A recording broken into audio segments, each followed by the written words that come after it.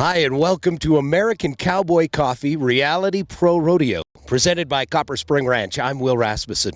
It's a show that goes behind the scenes. Many of you have seen a rodeo. We're going to take you behind the scenes. We're going to introduce you to cowboys, cowgirls, rodeo officials, rodeo specialty acts and clowns, and the lifeblood of the rodeo business, some of the great bucking horses of the Sankey family from Joliet, Montana. It's a behind-the-scenes look at a sport that we absolutely love. We hope you enjoy the show with us. American Cowboy Coffee Reality Pro Rodeo. The Sankey Ranch, a beautiful spot at the foot of the Rocky Mountains in south-central Montana. The head of the family, Ike, was a cowboy from the Midwest who qualified for the National Finals Rodeo as a rough stock competitor. He began his dream of becoming a top rodeo livestock contractor back in the 1970s and started Sankey Rodeo Company from scratch. It has become a family affair with the Sankeys. Wife Roberta, an NFR timer. Daughter Ryan helps with the overall production with their shows, and son Wade continues the family tradition of being a rodeo stock contractor.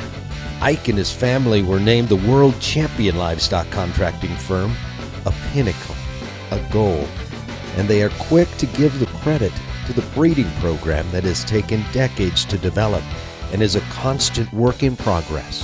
One of the terrific stories of their breeding program is a mare named Dominoes, a horse that, when competing, was chosen by the top cowboys to perform at the NFR, a top honor for any competitor, cowboy or livestock. Dominoes is retired from the arena now, but is the mother of some of the top bucking horses in professional rodeo. Her babies, horses like Domino Theory, Parlor Game, and Sudoku had been chosen to perform at the National Finals Rodeo themselves. And another offspring of Dominoes, Monopoly, is a young Sankey string. These horses are athletes, competitors, but don't start their career in the arena until they are 5 or 6 years old. It is truly an investment in time, to be sure.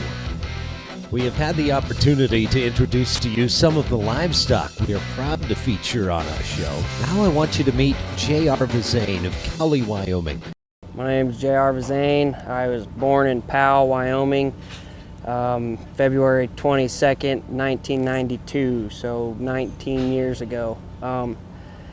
My mom had me when she was in college, so right after I was born, we went back to Bozeman and she finished out her schooling, and then we lived in Huntley Project for a while, in Bridger, Montana, and then moved to Cowley when I was in first grade, and I've lived there ever since. I have 2 twin sisters, Kelly and Cassie, and a little brother, Garrett. My real dad, I didn't meet him till I was 15. I grew up I went to elementary in Cowley, and then went to, our high school was in Byron, graduated from there, and then went to my first year of college last year down in Vernon, Texas. Fun experience. It was good to get away and learned a lot of new stuff. So, I grew up wrestling since I was 5 years old. Wrestled all the way through high school. Ended up winning 2 high school state championships my junior and senior year. I was on a couple national FFA judging teams. I graduated valedictorian. We only had 33 kids, but I was number 1 of the 33. That was a big accomplishment. Other than that, I went to school most of the day and passed with A's, so that was a big accomplishment for me. We've always been horse oriented. I've always owned horses. Owned my first real horse when I was 6, and bought my first horse with my own money when I was 9. When I was 12, I worked for Russ Boardman out on his little ranch, moved cattle on Hart Mountain for him. And then as soon as I turned 13, I started going to Bridger, Red Lodge then, I guess, to start training colts and learn how to build saddles and stuff with my Uncle Duncan. And ever since then, that's where I'd summer. I'd go to, now he lives in Bridger, but I helped him start his place in Bridger. We were in Red Lodge, and then I always looked up to my Uncle Duncan as a role model since I was a little kid. When people asked me what I want to do when I got older, I'd say I want to be just like my Uncle Duncan. He rode bulls good and barebacks and saddle broncs too. He rode all three rough stock, and I wanted to do the exact same thing. More from the ranch and our pro rodeo competitors after this break on American Cowboy Coffee Reality Pro Rodeo. Thanks for coming back to American Cowboy Coffee Reality Pro Rodeo, presented by Copper Spring Ranch. You know, being a rodeo stock contractor is a 7-day-a-week, 365-day-a-year job. The Sankey family knows that these animals are the heart and the soul of the rodeo business and their livelihood. When not at a rodeo, these animals roam free on over 5,000 acres of fields and pine ridges of the ranch. 6 pounds of grain a day and a feeding program, and all the care that is required by Ike, Wade, and the rest of the crew is crucial to the success of their breeding program. And even then, nothing is a guarantee. These animals are as unpredictable as the Montana weather. But make no mistake, they are athletes and competitors. They love what they do, and do what they love 8 seconds at a time. Just think about it. They work once a weekend, maybe 15 weekends a year. That's less than 5 minutes of work per year. And in between, the best life any animal can enjoy. It's not at all unusual for these animals to thrive well into their 20s. The preparation for a rodeo is a process, make no mistake. First, to choose the animals that will perform at a particular show. Then, to sort those particular horses in preparation for the trip to the rodeo. The crew will separate the animals needed from the 350 to 400 head that roam the Sankey Ranch. The big 4th of July celebration in Cody, Wyoming is just around the corner. It's one of the biggest rodeos in the country with multiple performances, so many horses are required. They are then loaded into the trucks and hauled to the world-class rodeo that is Cody, Wyoming.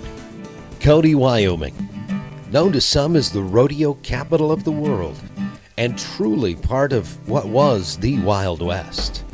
Cody is chock full of the history and nostalgia that we envision, and depicting that heritage is the Buffalo Bill Museum, the Irma Motel, and if you head west, you'll find yourself at the east entrance of Yellowstone National Park.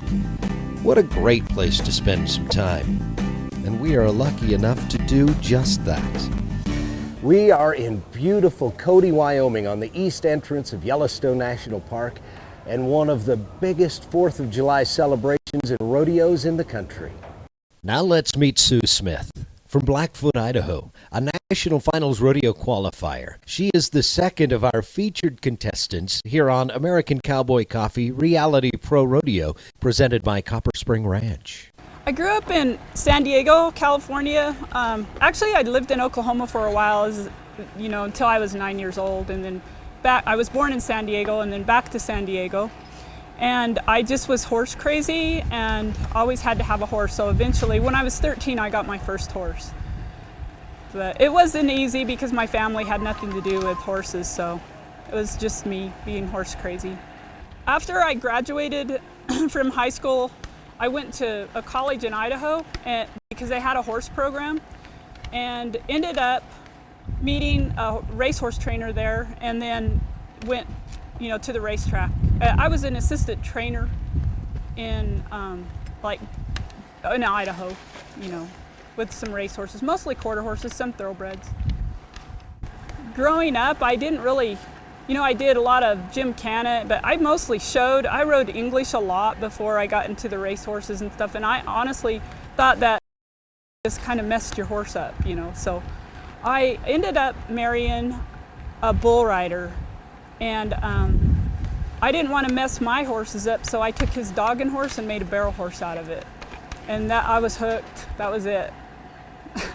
Had a little success, and that was the end of it. No, I'm engaged.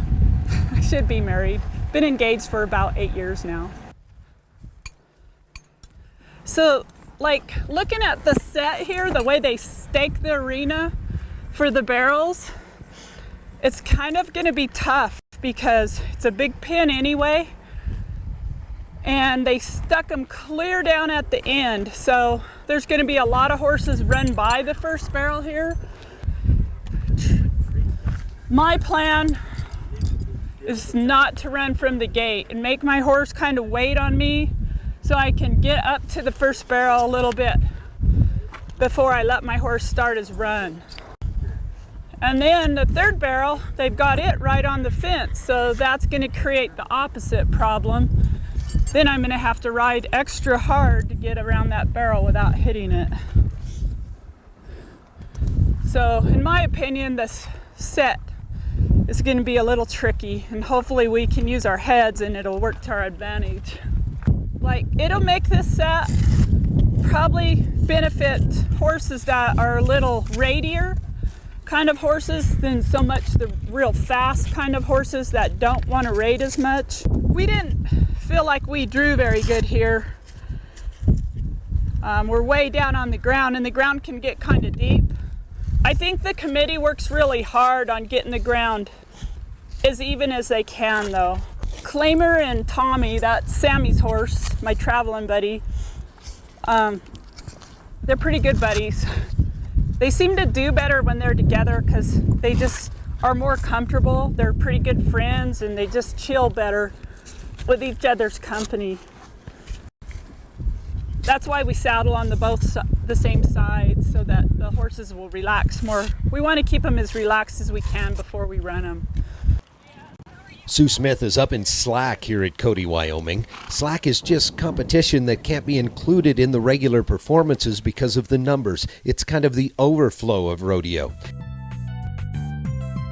Let's see now how well Sue and her horse Claimer's strategy comes together here at Cody, Wyoming.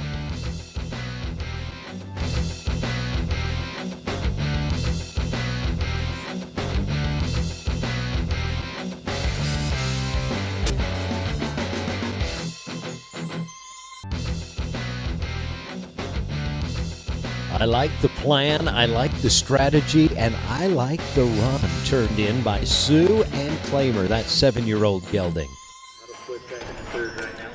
A nice run, 17.40, placing her in a tie for 9th with world champion Brittany Posey from Texas and Utah's Kaylin Trapp.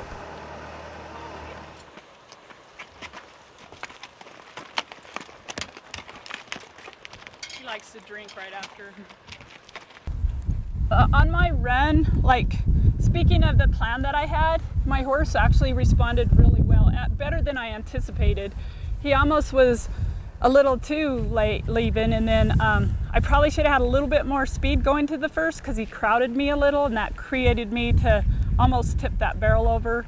And then I looked back at it, which you're not supposed to do, and it kind of got me out of position for my second, but he came through it really well. Considering everything, I was really happy with my time, like really happy, because it wasn't a flawless run, but it could have been a lot worse too. So I'm pretty happy there. This was an 8-year-old horse, and he's by the leading barrel horse sire in the nation called Dash to Fame. And we bought him as a yearling. I futuritied him, brought him up through the futurity ranks. I decided to rodeo on him a little bit just to season him, and he just took it and ran with it. Like, I ended up at the NFR that year with no expectations of it. I was just trying to make my circuit finals, possibly go to Dodge National Circuit Finals if I really had a good year, and had no idea that I would be at the NFR that year. So I was pretty excited about that. Overall, considering what my run was, I was happy with it. I thought it could have been better, but things sure have been worse too. So that pin inside the Thomas and Mack Center. How did the competition in the barrel racing end up at Cody, Wyoming? Two world champions split 3rd and 4th. The 2008 world champion Lindsay Sears from Nanton, Alberta, Canada, and her fabulous mare Martha ran the cloverleaf pattern in a time of 17:24. As did the 3-time world champion and leading money winner all time in the WPRA, Sherry Servey from Marana, Arizona, and her horse Stingray. They pocket $3,800 apiece. $16.79 is not a safe spot to be. Now let's help Sherry home.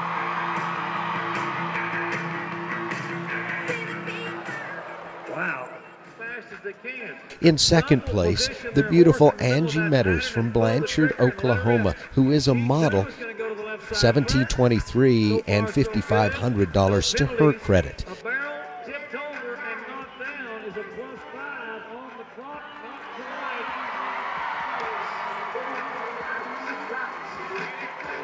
Wow. Sammy Fisher. The champion of Cody, Wyoming is Tammy Fisher from Ledbetter, Texas.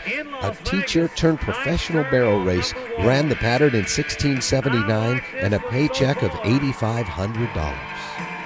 Back with more American Cowboy Coffee Reality Pro Rodeo right after this. Footage for American Cowboy Coffee Reality Pro Rodeo is being shot at rodeos approved by the Professional Rodeo Cowboys Association with offices in Colorado Springs, Colorado. If you would like to contact the PRCA or learn more about professional rodeo, go to prorodeo.com. The bull riding event at the Cody Stampede was unbelievable. Watch these rides. First up is Dusty Elkington of Moundville, Missouri, bull number 765.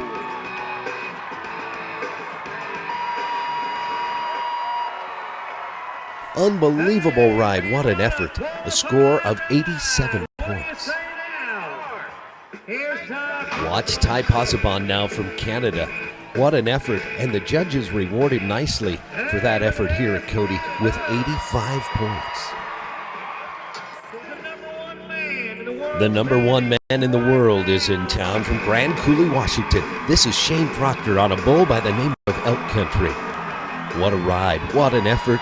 88 points. We do have a thumbs up and a qualified round. Let's do it. It's Matt Pojanowski now from Woodbury, Minnesota. Bluebell is the bull he is attempting to ride, and he gets it done. An unbelievable 89-point score.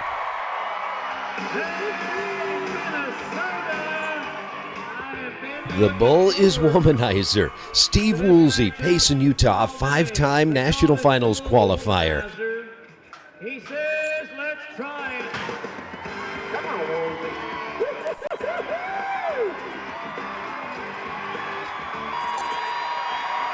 Wow, 90 points on the effort. It's the 2007 champion of the world in professional rodeo, Wesley Silcox, Santaquin, Utah, and a bull by the name of Rocky Mountain Elk Foundation Bugle.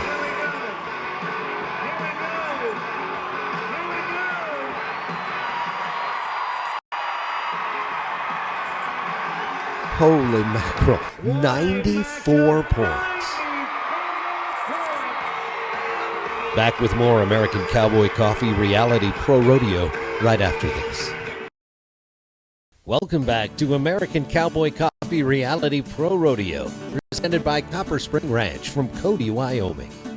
The third star of our show is indeed a star, a 5-time National Finals Rodeo qualifier. In 2005, he won the coveted World All-Around title. He is Ryan Jarrett. I'm Ryan Jarrett. I was raised in Summerville, Georgia, live in Comanche, Oklahoma now. I grew up on a dairy farm. My dad's run dairy farm since 1958. It's been in business. My mom's a retired elementary school teacher, and my older sister's an ag teacher there in the same county I grew up in. And got married December 1st at the finals to Cheyenne Bowden, which is from Comanche. When not rodeoing, I'm at home there in Oklahoma, either practicing or about the last year and a half, I've been buying a lot of cattle and preconditioning and reselling and just doing something to make a dollar.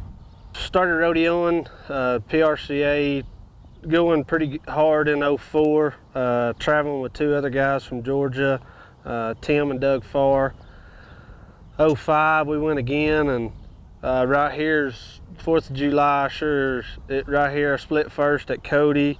Won about 22,000 over the 4th of July in '05. It was a heck of a year, and proceeded on to make the NFR in the steer wrestling and the calf roping both. Won the tour finale at Omaha and at Dallas in the steer wrestling on my way to make the NFR. Got to the NFR and was winning second all around behind Trevor Brazil, and after 10 days at Vegas, I ended up winning the average in the tie down roping and fourth in the steer wrestling, and was crowned all around world champion. How old were you? I was 20 years old at that time. 2006, made the NFR in the tie down roping. I think come in like 6th or 7th. Didn't rope real great at the finals. Won probably 40, 45,000. I don't remember the dead figures. 07, Odessa, Texas, short round steer wrestling. Blowed my knee out, tore my ACL. Decided to have it fixed. Operated on me February 4th. I was back rodeoing June 4th.